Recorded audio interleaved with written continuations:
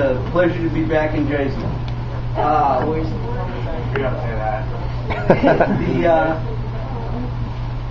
The reason I'm here, I'm a friend of Joe Santuli's, going back to when he first started writing a column in Electronic Games magazine back in the 90s. And that was all a product of the fact that my co-editor, Arnie Katz, and I wanted to see fanzines develop. Fanzines are happening in other subcultures, and why not in gaming? And it turned out Joe was doing just that. And the relationship has gone on, and I found out about the store holding these parties at the end of every month. And it turns out my brother lives like about 10 minutes from here. So, what better, right? So, I thought I would do kind of a live Q&A. We'll take some questions and stuff like that. But to get you started, because these things are a little bit difficult sometimes to start, I've been doing this for 30 years. So, I'm going to do both the questions and the answer, just to get started, okay? Okay. Game Doctor, I understand that if you Google the grandfather of video game journalism, your name comes up. Is that correct? That's a very intelligent question. Glad to see we've got a sharp crowd here. Yes, that's actually true. However, the genealogy is a little bit suspect. Now, if I'm the grandfather of video game journalism, who's the grandmother? Better still, where's my son and my useless daughter? Doing for me in my old age. Now, if there's a grandfather of video game journalism, it's my partner, Arnie Katz, because he's a couple years older than me, so he gets to be the grandfather. Besides, he's married to Joyce Worley, so that makes her the grandmother. So, I will now settle for father of video game journalism, and I pay no child support. And again, speaking of Arnie, it's somebody who, he's not really in the game scene anymore, but he's a guy who was really one of the founding fathers in terms of getting the whole game fandom movement going, and I give him all the props in the world to this day. Okay, now we have another question. Yes, we do.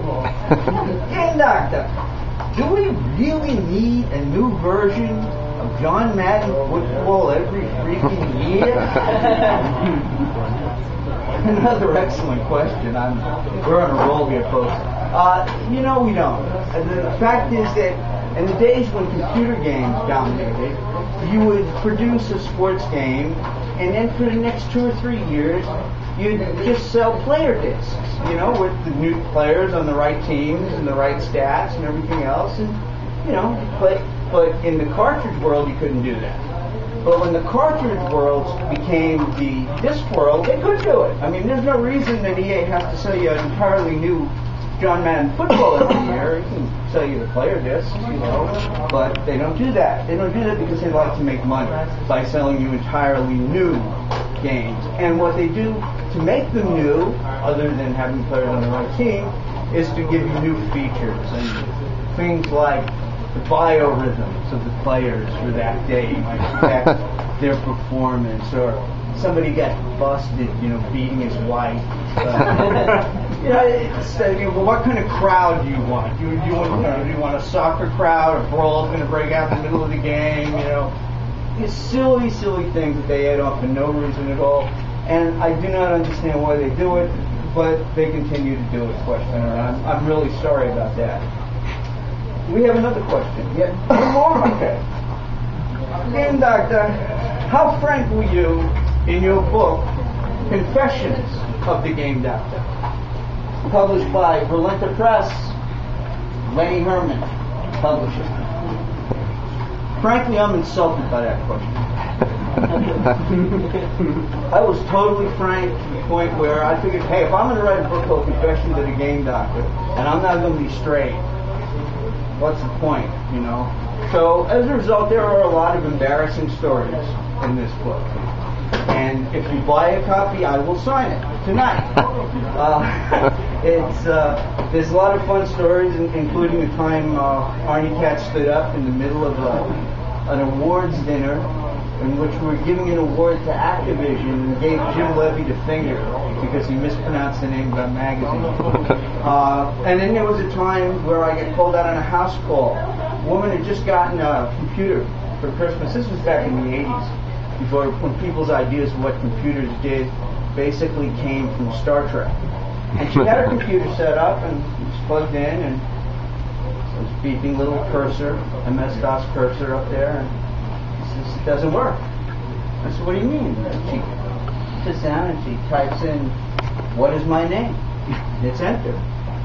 All you got was a blinking cursor. I said, well that's strange. What's the problem with the computer? It doesn't work. Look, I'll talk to it. She gets down on her knees and says, what's my birthday? And the computer, surprisingly enough, did not know. The nice thing about being a game doctor is that you don't have to make house calls. So that was my last. But this is kind of like a house call, closest I can get making house calls to the community of gamers, especially on the East Coast here. So I was born and raised in New York, lived here for 39 years. I say here because, let's face it, New York, New Jersey, 6 of one, half a dozen of the other. Half of you are probably from New York. And the opportunity to come back and see you all, meet you all, and talk to you all was too good to pass up.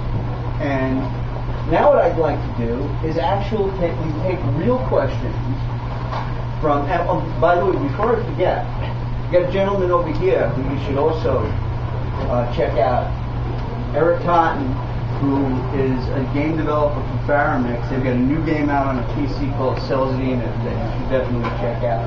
And it's a cool game, he's a cool guy, and if you want to know what game developing is like on the independent level right now, he's a great guy to ask. But otherwise, if anybody has any questions they'd like to do an actual Q&A and you'll wind up on YouTube, God, that'll make you one per billion, right?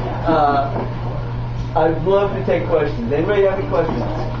What do you feel, as somebody who was, one of the earliest voices in game criticism, how do you feel about the state of how the internet, everyone's a critic now, every message board, every response is somebody's, just general thoughts on that? I think it's a great thing, honestly. I always hated writing reviews because, and today it's especially difficult. To write a fair review of a game, how many hours do you have to devote to playing that game?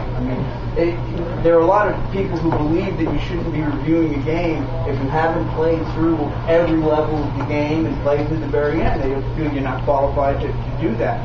Now, see, I personally believe that video games should be like DVDs, that there should be a little screen on the bottom that has access to every level in the game, and if I want to start the game on the 40th level, I should be able to do that. I shouldn't have to play my way through all those levels just to see, or maybe I play 7 levels, I'm having a great time, I get to the 8th level, and I hate it.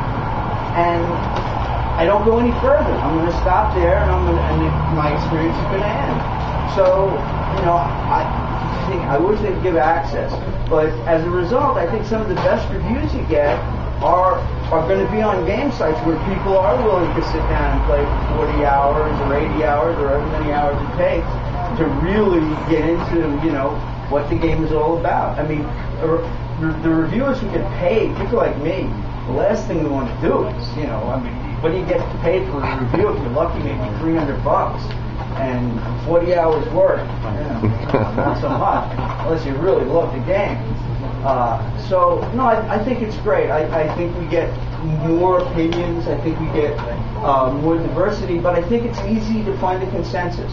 I think with most games, you'll find that if you go to say 15 sites, by the end you'll have a pretty good idea of what most gamers liked about that game and what problems most gamers have. Because the problems will always turn up again and again and again. Yeah. So I think it's an improvement over having 6 or 7 people sitting in an office and you've got 15 minutes to play that game and write the review.